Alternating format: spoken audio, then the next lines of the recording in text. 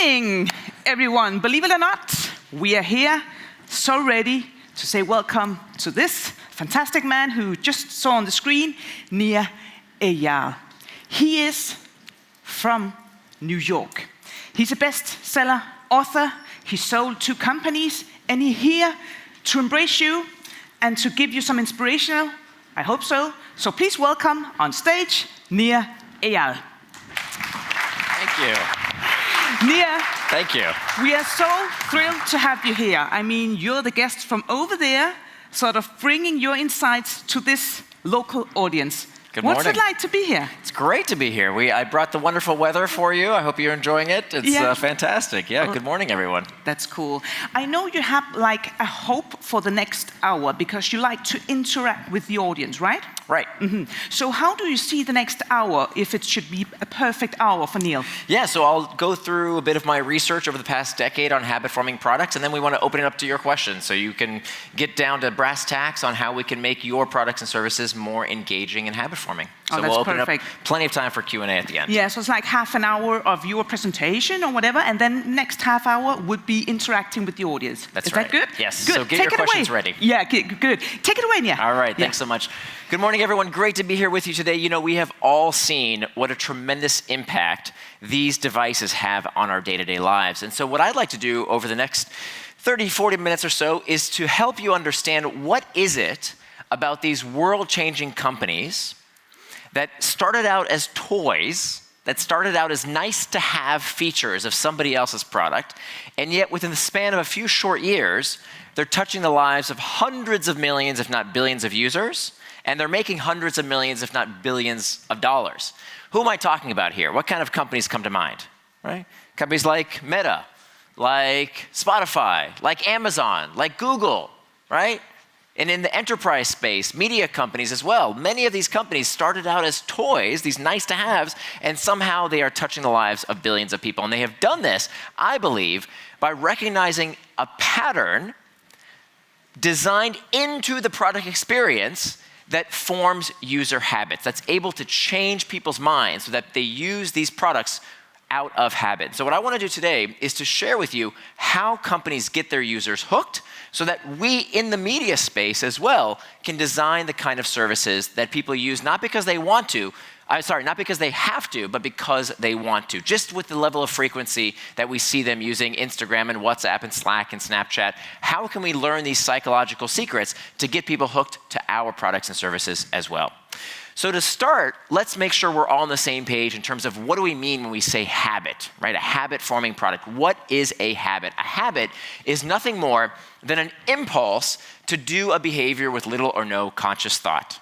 An impulse to do a behavior with little or no conscious thought. And habits account for about half of your behaviors every single day, day in and day out, are done purely out of habit. And I believe that we are on the precipice of an age where we can use habits for good. That we can use these same techniques, the psychology of consumer engagement, not just for video games and social media, but we can use them to help people live happier, healthier, more productive lives by getting them hooked for good. Companies like Kahoot. Anybody have kids that use Kahoot? Yeah, I'm sure everybody in this room with a child has a kid who uses Kahoot. Kahoot, Norwegian company, used the hook model. They called me up about 7 years ago, said, I read your book. How can we use the hook model to get kids hooked to online education? And of course, now they're publicly trading. All your kids are using Hooked for good habits. Companies like Fitbod that get people hooked to the healthy habit around exercise and eating more healthfully. In the media space, right, helping people engage with news that matters to them in their lives. We can use these healthy habits in their lives to get people hooked for good. So how do we do that? If we are going to build a habit-forming product, we have to ensure that our product experience has built into that user experience what's called a hooked model. A hooked model is a design experience to connect the user's problem with your product with enough frequency to form a habit. I'll say that again. Connecting your user's problem with your product with enough frequency to form a habit. And frequency is the key word here. We know that there's a precipitous drop-off in the likelihood of forming a consumer habit if the behavior does not occur within a week's time or less. So if you are going to build a consumer habit, that behavior has to occur within a week's time or less. Now, the more frequently the behavior occurs, the more likely you are to change consumer habits. So when we look at the rise of the smartphone, part of the reason these devices are so habit-forming is that the average smartphone user looks at their home screen 150 times per day. So there's a very high habit-forming potential from these products that we use more frequently. So more frequent is better. The cutoff is within a week's time or less. It's almost impossible to change a consumer habit if the behavior does not occur within a week's time or less.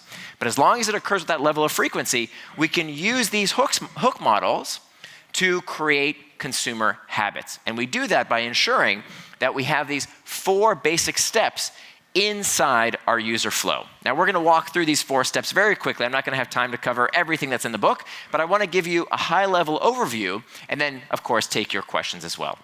So let's start with triggers. Every hook starts with a trigger. A trigger is a call to action. It tells us what to do next. Now, you'll be familiar with the first kind of trigger. These are called external triggers. External triggers are the pings, the dings, the rings, anything in our outside environment that tells us what to do next. We in the media industry, we know all about these external triggers. It's the notifications, it's the emails, it's the billboards, anything in our physical environment that tells us what to do next with some piece of information. That's all well and good, but it's not as important as the other kind of trigger, what we call an internal trigger. Internal triggers are absolutely critical to forming long-term customer habits. An internal trigger is where the information for what to do next is not in the outside environment, but rather it is stored as a memory or an association inside the user's own head. So what we do when we're in particular places, certain situations, routines, around certain people, or most frequently when we experience certain emotions, dictates what we do next, with little or no conscious thought, purely out of habit. Now, the most frequently occurring internal triggers are these emotions, but not just any emotion. They are specifically and only negative emotions.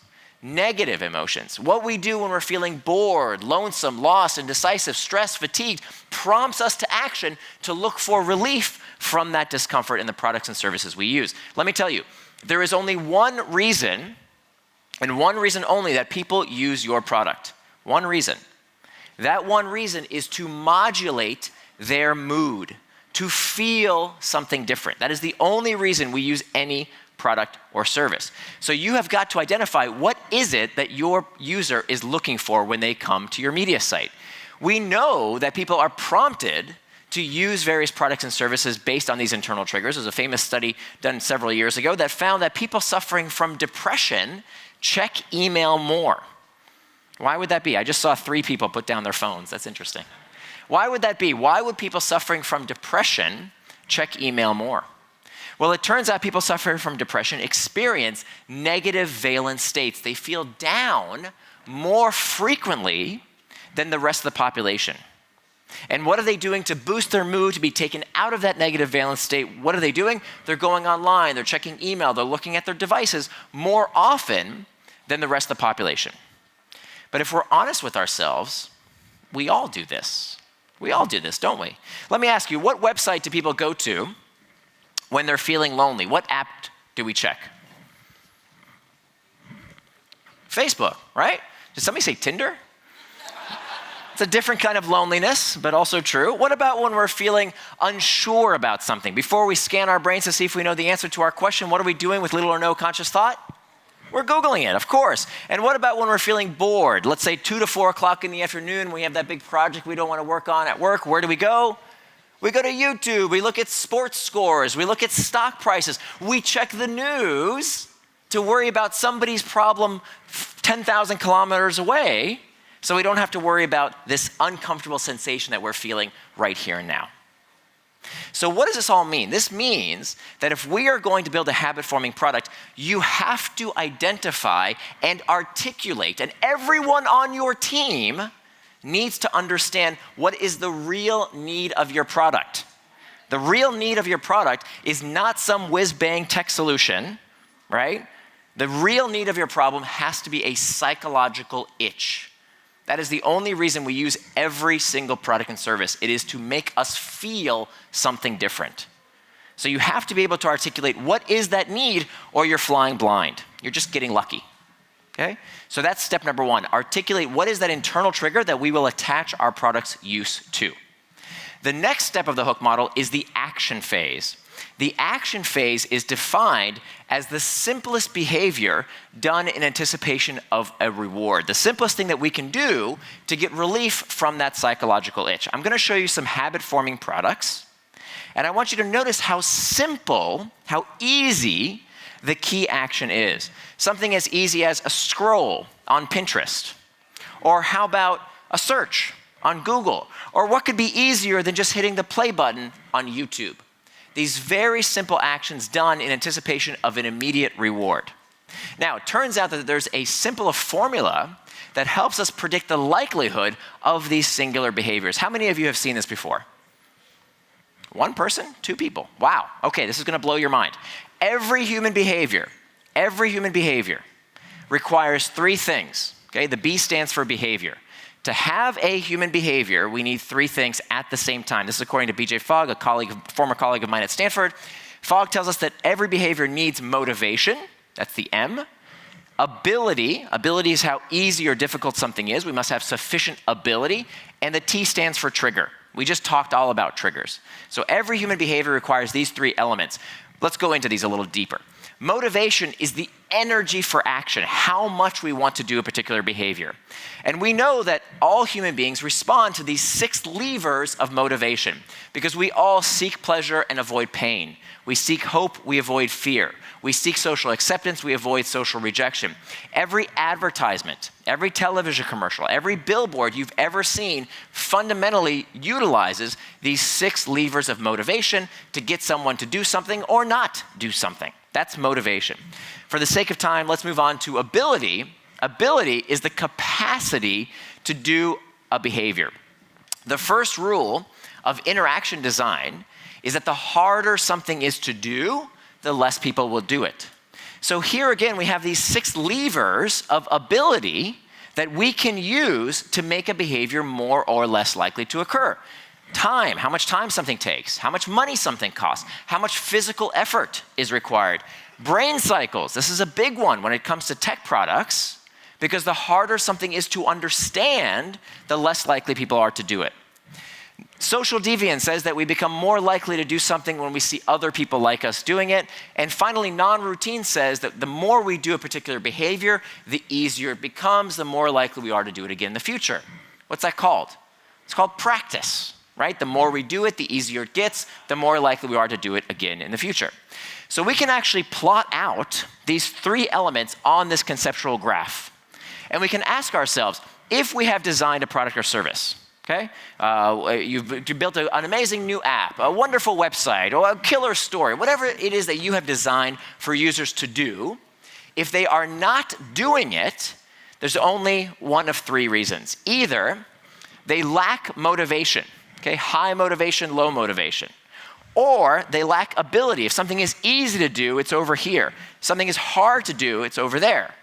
And if the user has sufficient motivation and sufficient ability, they cross this red threshold, and if and only if a trigger is present, the behavior will occur every single time. Let's make this concrete. I want to make this sink in.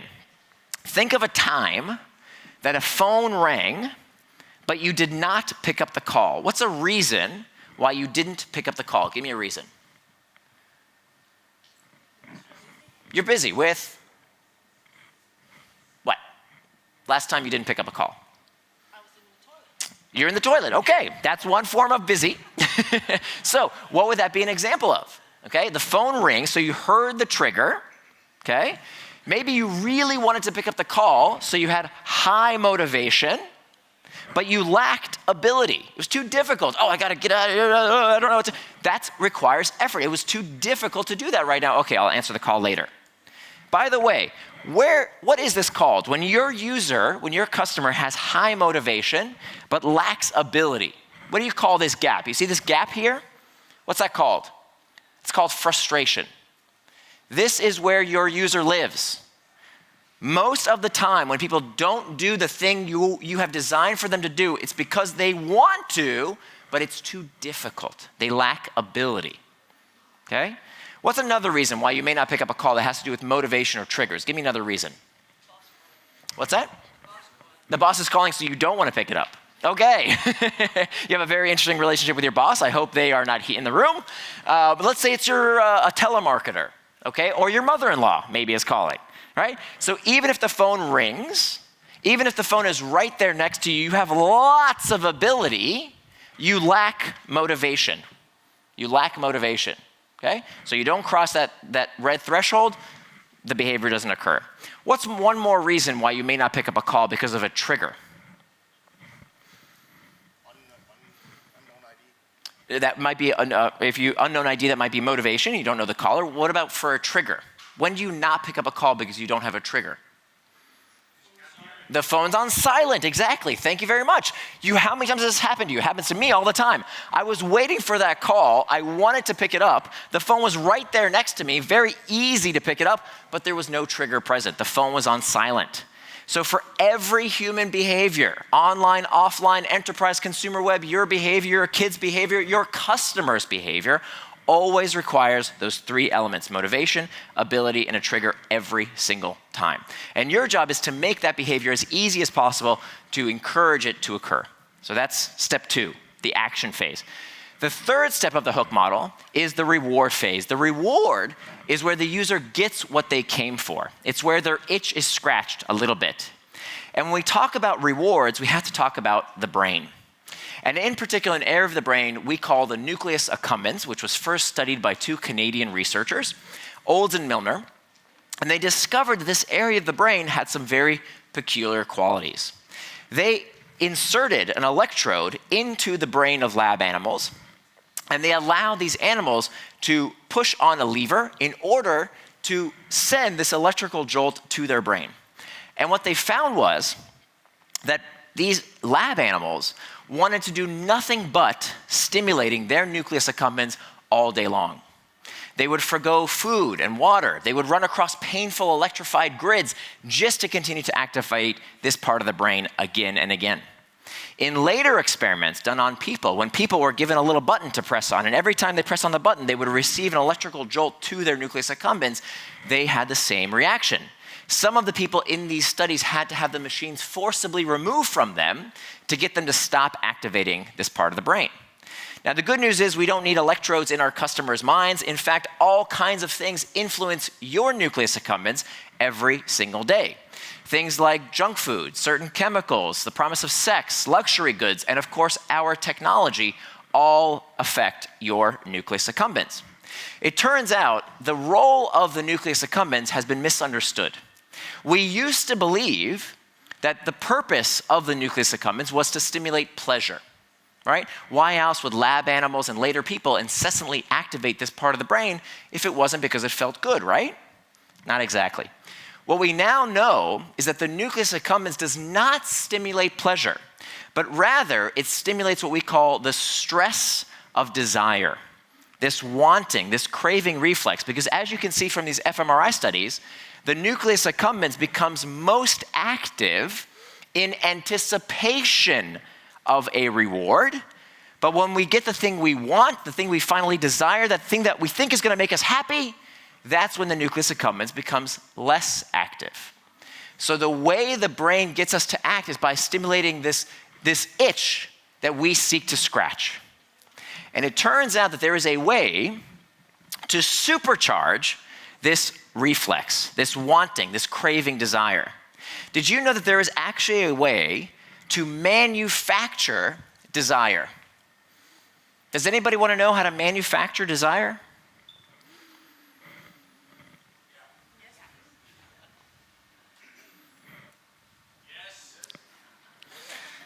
I'm doing it to you right now. You see what I just did? I took that long pause. I counted for just 10 seconds. And many of you perked up. Hey, what's going on? Why do you stop talking? What's the answer to the question?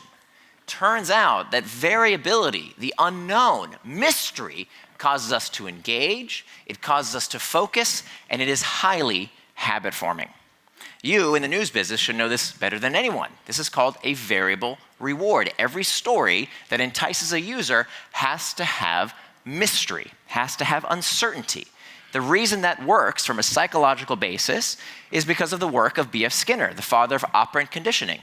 He took his pigeons, he put them in a little box, today we call this a Skinner box, and he allowed these pigeons to peck at a little disc.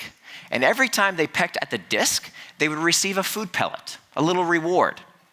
And so as long as the pigeon was hungry, he had to starve his pigeons, by the way. This experiment did not work when the pigeons were not hungry.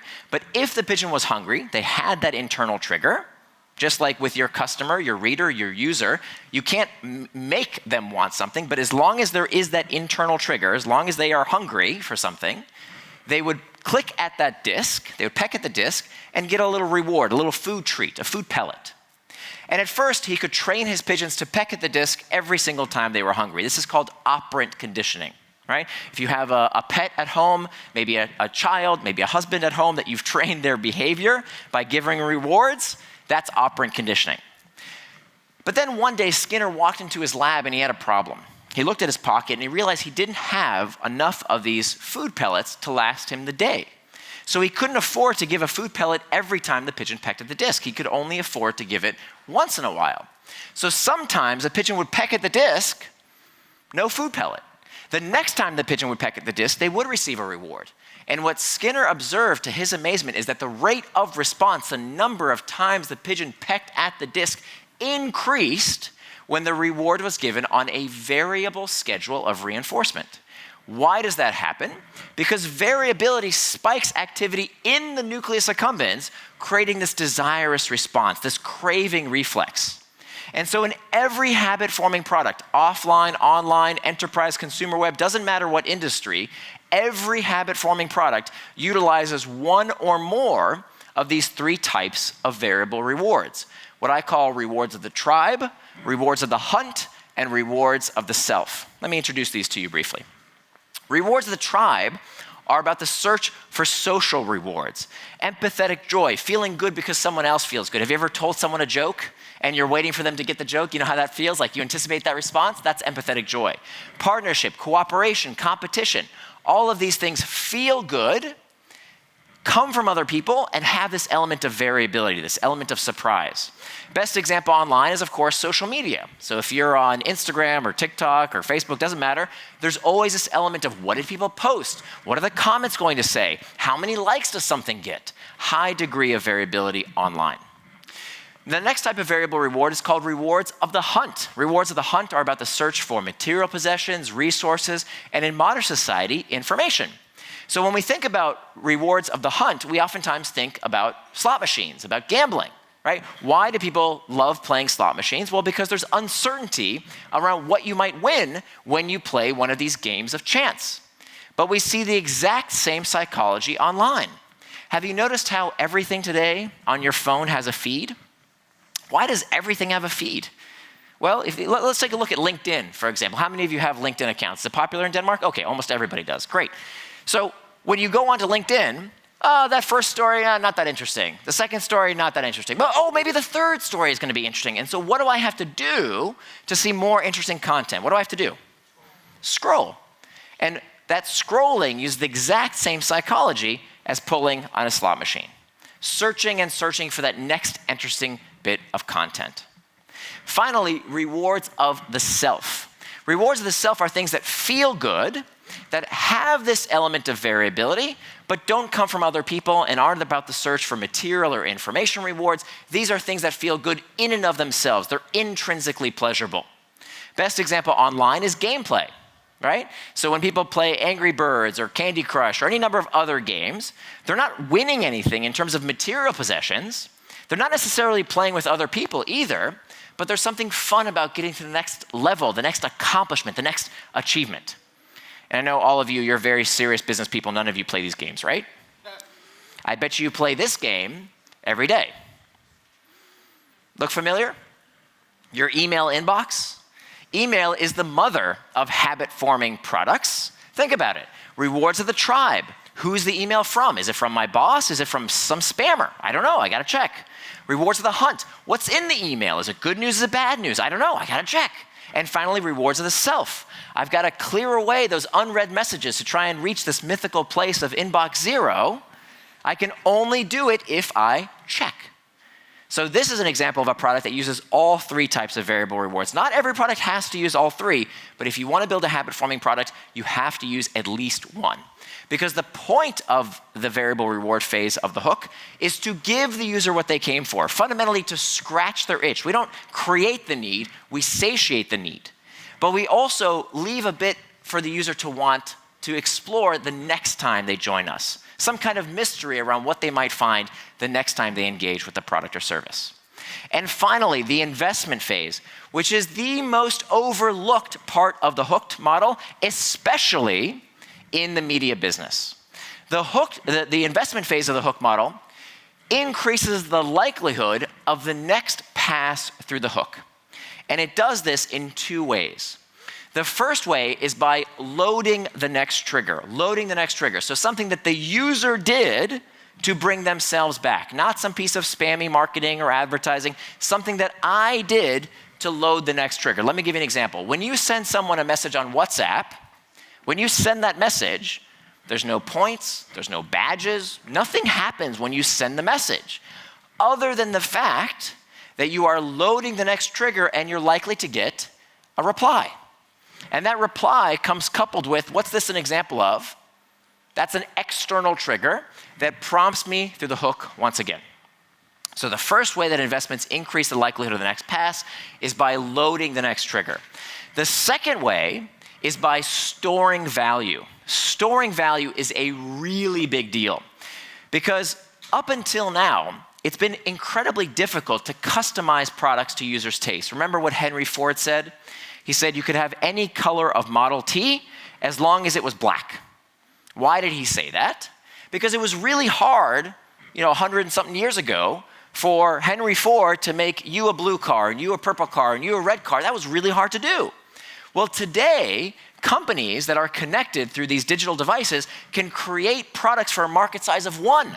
They can customize a product just for you based on this principle of stored value.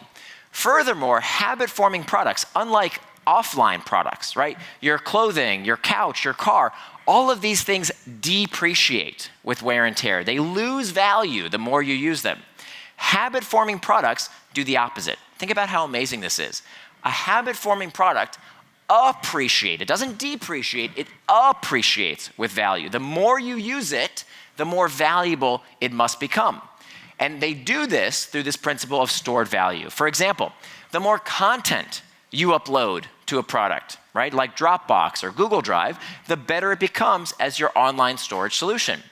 The more data you give to a company like Mint.com, a personal finance software, the more data you give a product, the better it becomes serving your needs. You can do more with it the more data you give them.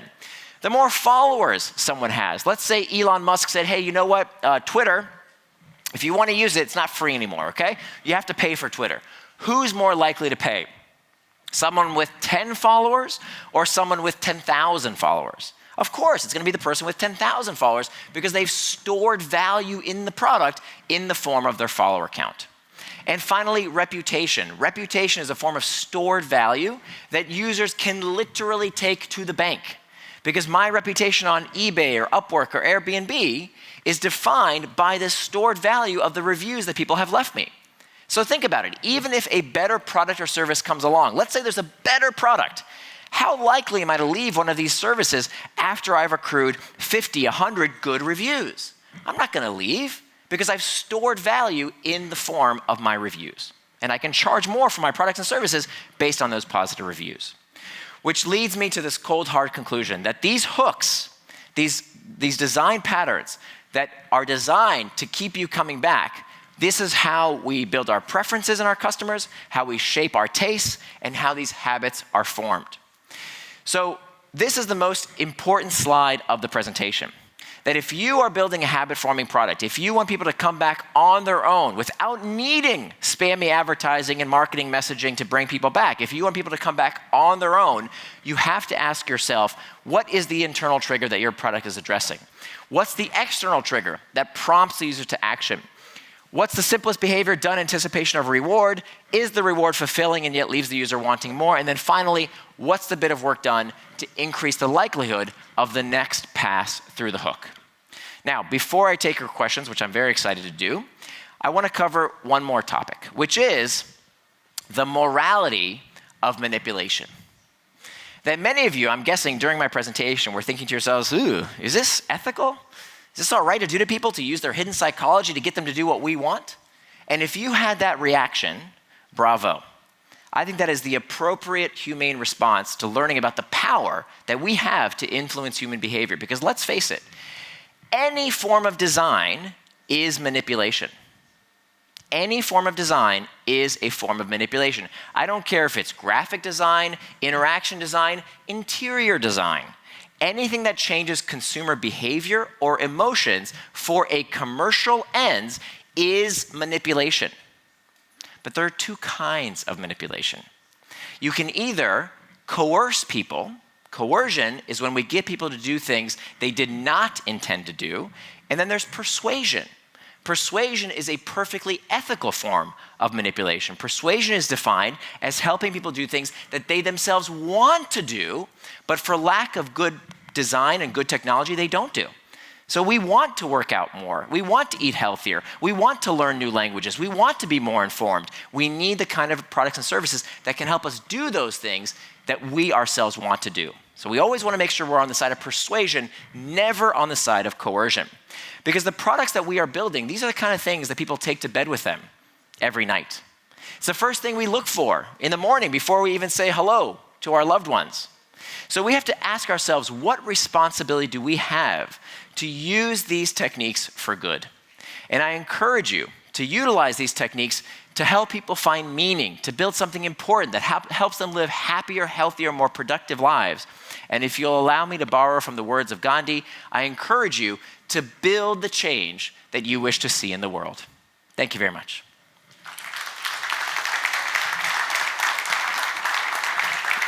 Thank you. So with that, thank you so much. We have plenty of time for questions. I have a very quick favor to ask. Yeah. If you could do me a quick favor, two things. One, can you hold your phones in the air for me? Hold They your do phones whatever up. you tell them to do. I'm doing it for two reasons. Hold them high. Come on, everybody. Wonderful. So one is I would love to get a picture of this beautiful audience. Thank you so much. Two, I have increased your ability. Ooh, dramatic. I've increased your ability, I practice what I preach because you have the phone in your hands right now, to take the intended behavior, which is to please go to this URL, or the URL is up here, opinion2.us, or you can just shoot the QR code. There you will find a very short survey. It's only 5 questions. I would love to know what you thought of the presentation. I'm constantly changing it based on your feedback. And if you do that, you will be given a link to my SlideShare page where you can have all the slides you just saw. Feel free to share those with your colleagues, with anyone you'd like. And with that, if we don't get to your question today, my website, I hope you can see it here at the bottom, is nirandfar.com. Happy to take your questions there as well, but we have plenty of time. Oh, that's cool. well. Thank you, Nir. Yeah. Those principles that you told us about, you have the point here where you saw the 4, action trigger. When did it have the big breakthrough, do you think? When was that? I mean, behind... For you. Yeah. Let me just get some water here while we talk. Do that. So I used to be in your line of work. I started a company back in 2007 in the advertising and gaming space. And many of my customers, my partners, some of them had amazing success and they would have this rocket ship growth. Some didn't, but even the ones that had this amazing success, oftentimes they would have viral growth and then they would have this sharp cliff. And we call those businesses leaky buckets, right? You put water in and all the water comes out. And that's what happens with a lot of companies. A lot of my clients, I saw this happening to, that they would have a lot of customers coming in, a lot of excitement, a lot of buzz, and then everybody would kind of disappear. And the reason that those businesses failed to keep their users, and ultimately the businesses themselves failed, was because they did not form habits. Whereas the companies that I had a front row seat to, I was in Silicon Valley at this time, so this is when Facebook and Amazon or Google and all these companies were really hitting their stride back then in 2007. The ones that really became household names were the ones that mastered habits. And so I didn't see a book on how do I build habits. And so I started blogging about it, writing about it, and when I figured out this hook model, one of my professors at Stanford invited me to teach a class with him. So we started teaching this class for several years, and then I moved over to the Hasso-Plattner Institute of Design, where I taught the similar work. So it wasn't like a eureka moment. It took many, many years of refining. The hardest part, I will tell you, is knowing what to exclude. I'm sure even at this conference, you've heard a lot of information. The hardest part is always knowing what to prioritize, what's really important versus what's superfluous, what we can deal with later. So what do you have to exclude? What would that be? That's hard, right? So there was, for example, we hear a lot in the psychology community about cognitive biases, right? System 1, system 2, this bias or that bias, there are hundreds of biases. And knowing what to exclude and what to keep in, the fundamentals, was the most difficult part.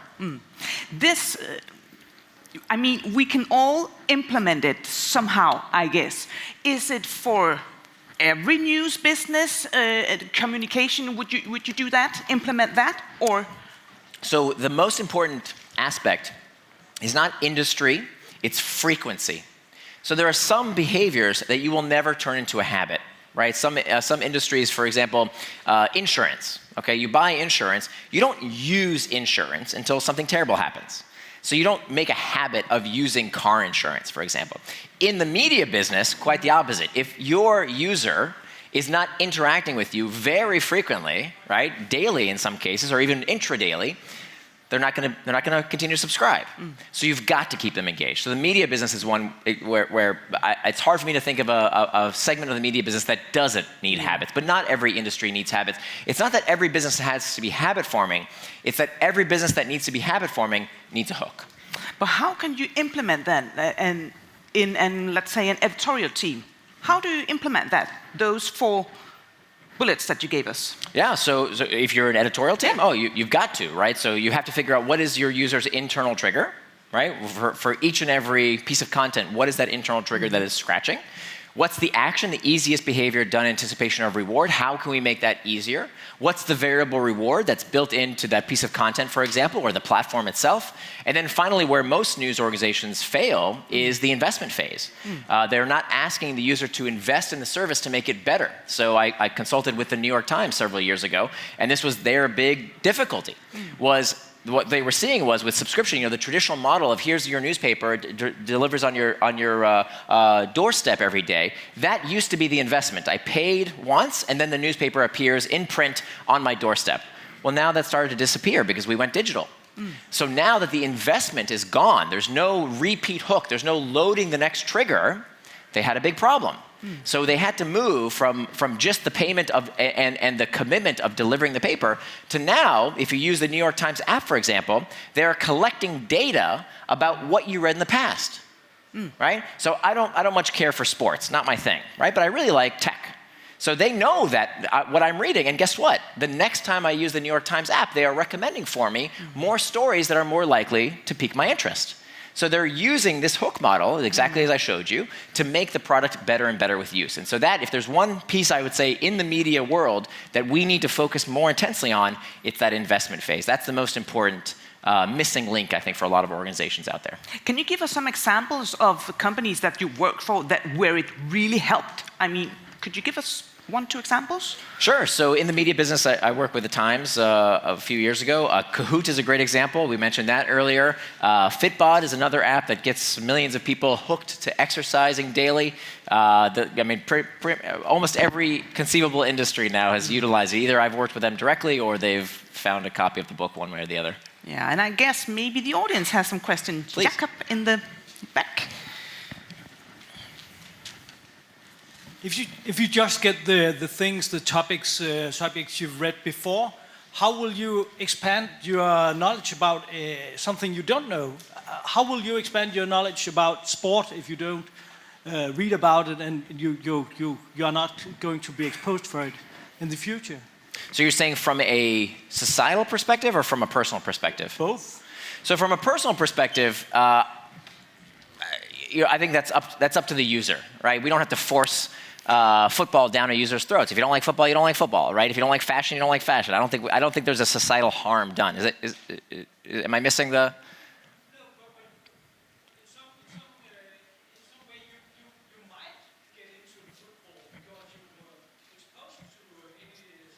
Yeah.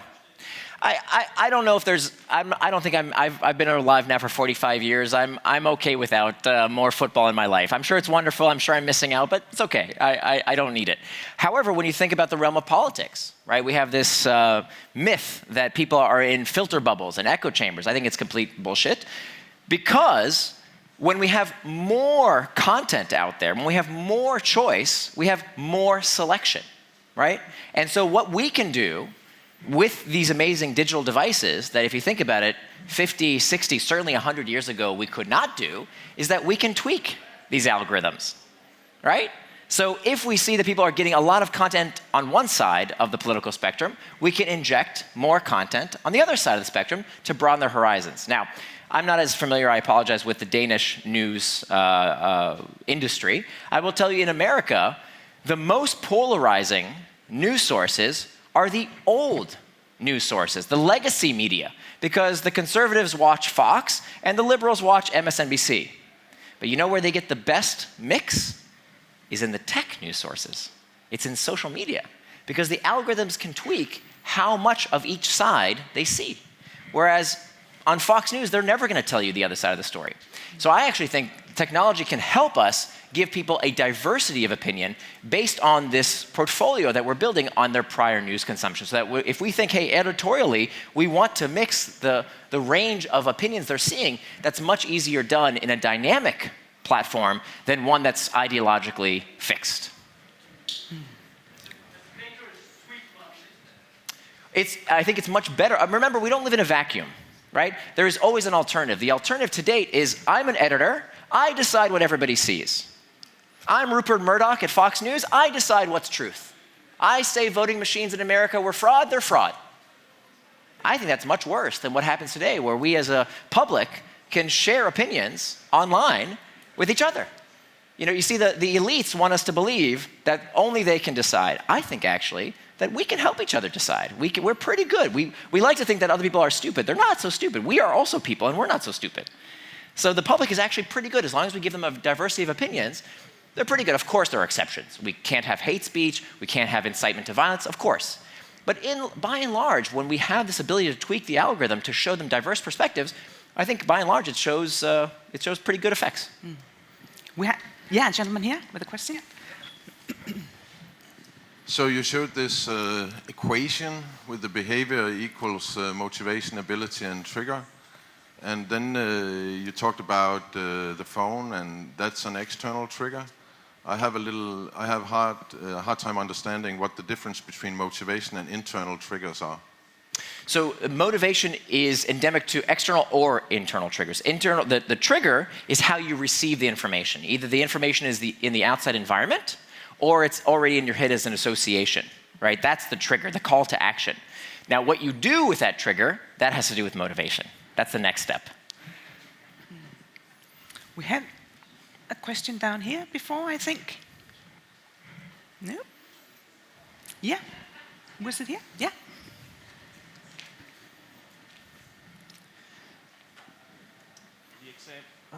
The example you gave about the New York Times and making the investment phase stronger, that seems to me like very implicit thing that the user probably doesn't know that they're making the investment state stronger. Can you talk a bit about how explicit you should be in communicating to the user, we're actually making this better for you? What's best practice? Yeah, that's a great question. So there's two kinds of investment. We didn't get into it in the presentation, but there's what we call active investment and passive investment.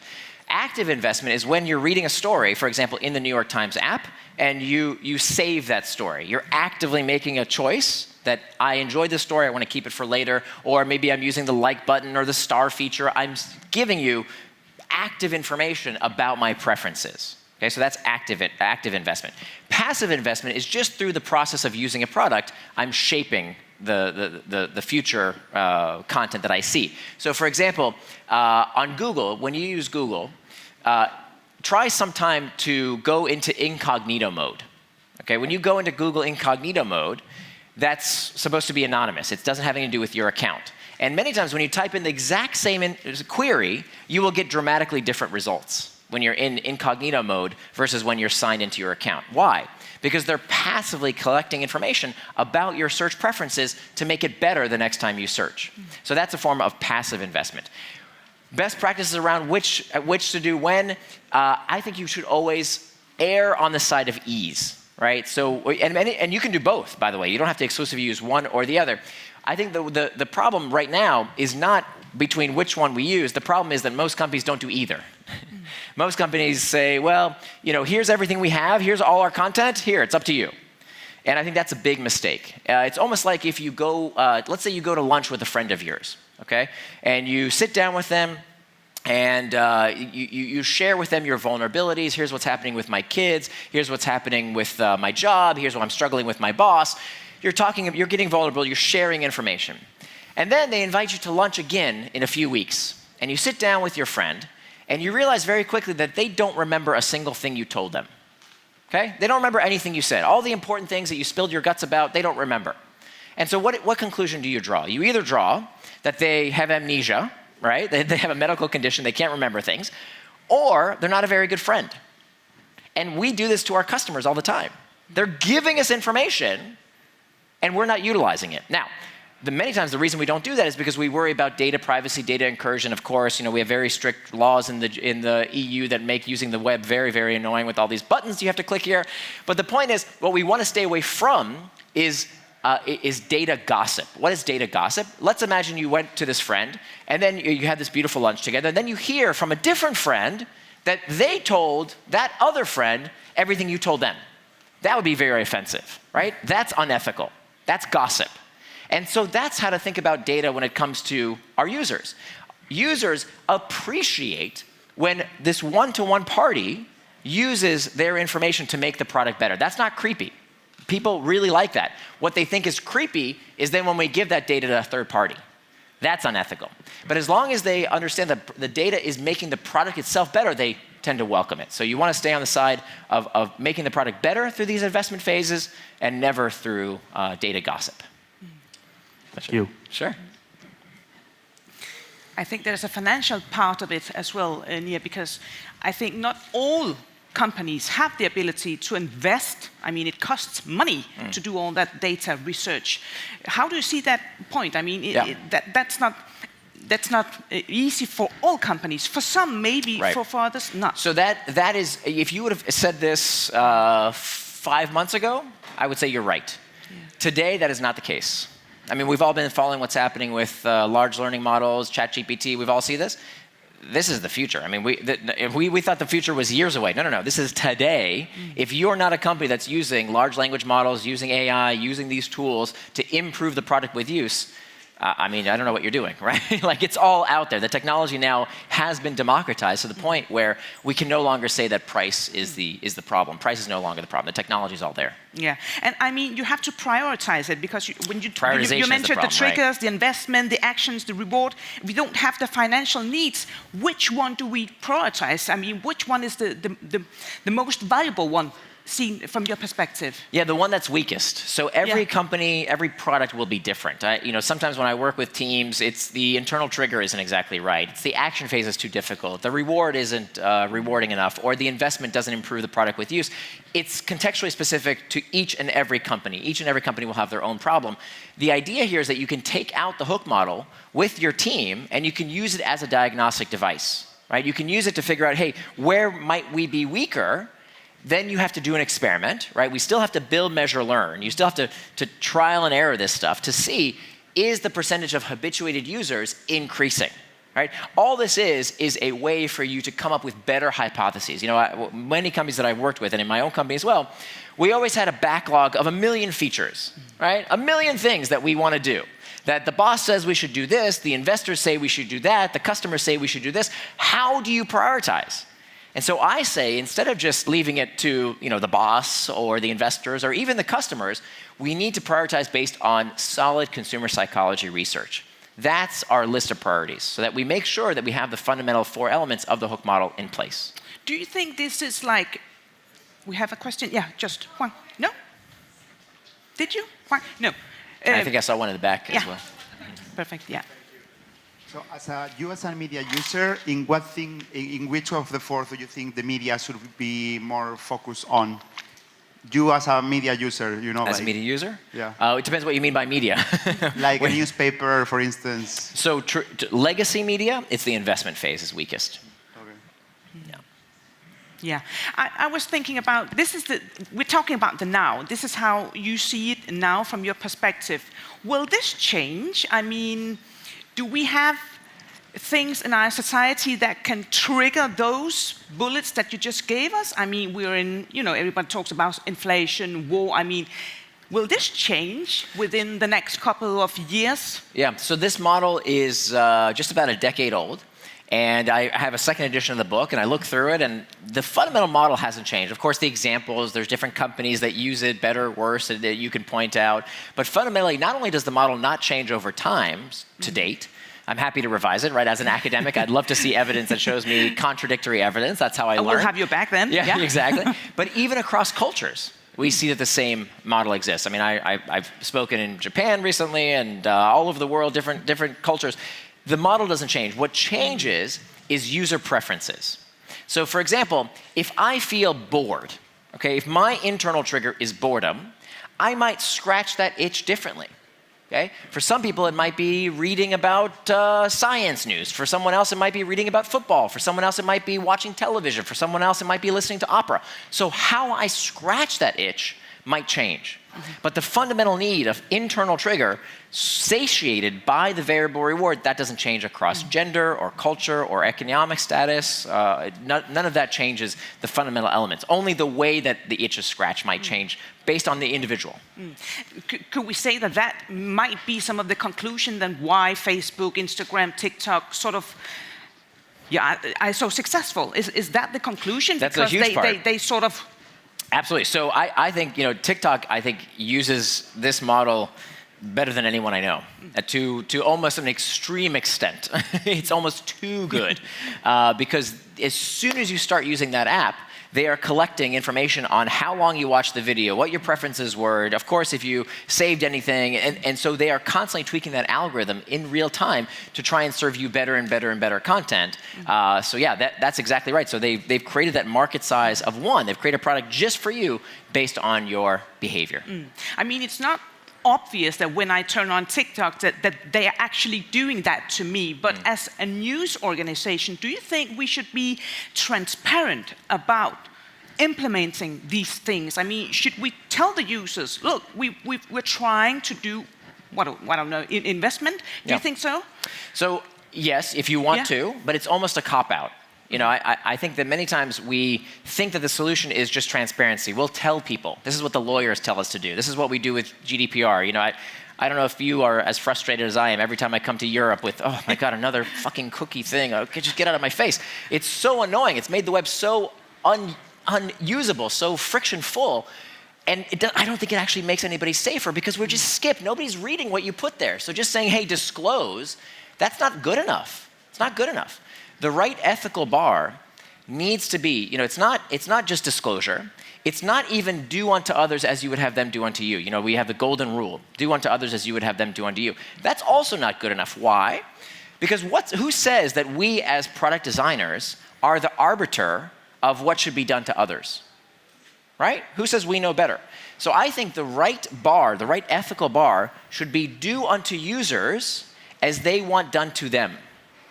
See the difference? Not do unto others as you would want done to you, but do unto others as they want done to themselves. But how the heck do we do that? How can we be mind readers? You know how we become mind readers?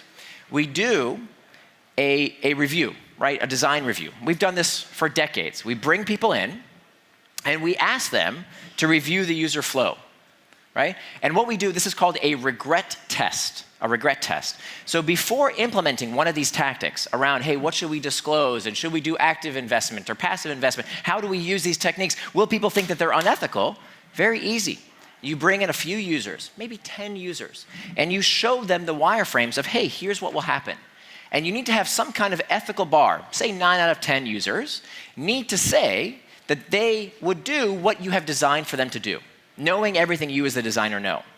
The goal here is to minimize regret. That's why it's called the regret test. If a user says, oh, that's what happens? If I sign up, that's what's going to happen? Oh, no, I would regret that. In fact, in America, Lina Khan, the chairman of the FTC, banned, thank goodness, I wrote about this 5 years ago, these techniques. It's called Roach Motel, right? The Roach Motel technique, where someone signs up, very easy, right? I had this experience with the Wall Street Journal. I subscribed to the Wall Street Journal. In seconds, they were happy to take my credit card, immediately.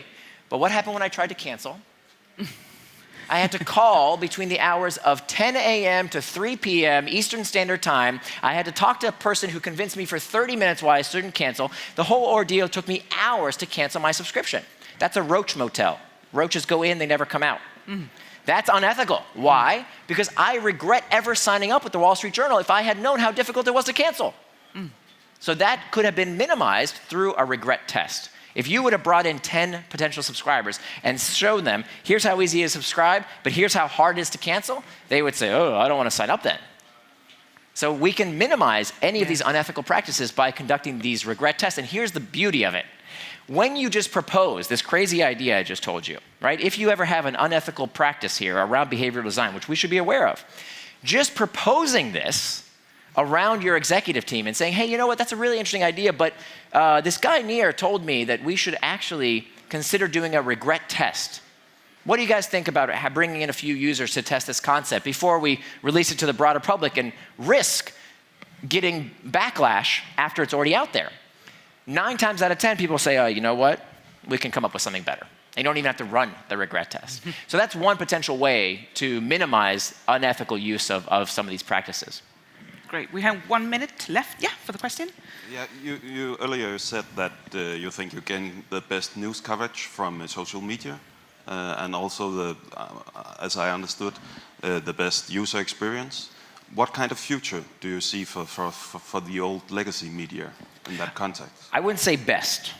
Best is subjective. I didn't say it was the best. I think that there's a mix, and I think there is a place. You know, typically what we find is in the history of technology, we don't see black and white. It's not alive or dead, typically. We catastrophize, right? We all have a negativity bias, and we think that because a new technology comes along, it's going to disrupt the last technology and kill it. That's not what happens. The chopstick was invented way before the fork, but we have both tools. We use the fork when we eat certain kinds of food, and we use the chopstick when we eat different kind of food. And what we will see in the future is a mix. There will always be room for smart people with smart editorial judgment to curate content. That will always exist. But there will also be room for people to share and discuss ideas who don't have as much credibility and influence, but who are also in the mix, raising opinions, raising viewpoints, raising citizen journalism. So I think we're not going to go to a black and white future. There will always be a media mix in our diet. Great. Last question. Perfect. Yeah. Hi. My name is Camilla. Thank you so much for this. Sure. It's very inspiring. I do disagree on one thing, though. Just one? Yeah. a very important thing, I think. I think the beautiful thing about journalism is that you show your audience another perspective on things like societal issues than what you believe in yourself. And working with journalism for young people and kids for many years, I see myself, this process is, for every year, it's much more difficult because we're so addicted to social media platforms that are built for fun and with algorithms that are polarizing, I think. So, because on TikTok, if you watch football, you'll get football. You'll never watch basket because the algorithm is so strong. And I see that as a big issue for journalism. So how do you make sure that your great tools are not going to be used in a bad way in the future? Yeah, no, so I think you're absolutely right that if you want to consume a ton of one type of content, that's become easier than ever. But that's not going backwards, right? It's a privilege to live in a world where I can take out my phone and have the world's information at my fingertips. That's not a bad thing. That's progress, right? The price of progress is that we have to upgrade our skill set. We have to learn new tools. And all that choice can be dizzying. Actually, it's very apropos that I'm in Denmark saying this to you, but Kierkegaard said beautifully that anxiety is the dizziness of freedom. So my favorite Kierkegaard quote, anxiety is the dizziness of freedom. The reason we are so anxious today, the reason that we find that we have so many things on our mind is because we have so much choice. 100 years ago, your information was incredibly limited. It came from the church, right? Or the synagogue or the mosque. That's all the information you basically had. Today we are swimming in too much information. But that's a good thing. That's the price of progress, is that we need to learn how to have a balanced media diet. And that's not easy. I'm not saying it's easy. But if we learn these tools, part of the reason why I wrote this book is to help you build habit-forming products for good. The other reason I wrote this book is that we all, as citizens, as users, understand, wait a minute, they're doing it to us. You're doing it to us, right? You're creating media that you also want people to be hooked to. And that's not a bad thing. That's a good thing. But it's up to users, frankly, to learn how to have the appropriate media diet. I know from an economic perspective, you would love people to just read your publications and nothing but your publication all day long. But you know that's not good for them. But you're not going to tell them, hey, stop reading my paper. You've had enough today. Go have a life. It's going to be up to us users to decide, hey, I want a little bit of football. I want a little bit of politics. I want a little bit of time with information about health and wellness. I'm going to have that media mix. And by and large, people are pretty good at that. If you look at the user data out there, most people, other than we only look at the extremes. We look at the super nerds who only want that information on one topic. But by and large, most people actually do want a pretty good mix of products. So again, I don't think we're going to be hooked just to social media. I think that most people want that media mix. And so it's up to us to utilize these tactics so that we don't get left in the dust by the new media companies who are already using these techniques. Perfect. Thanks, Nir. Thank you very much. Wow, 1 hour just flew by like that. And good company. Thank you.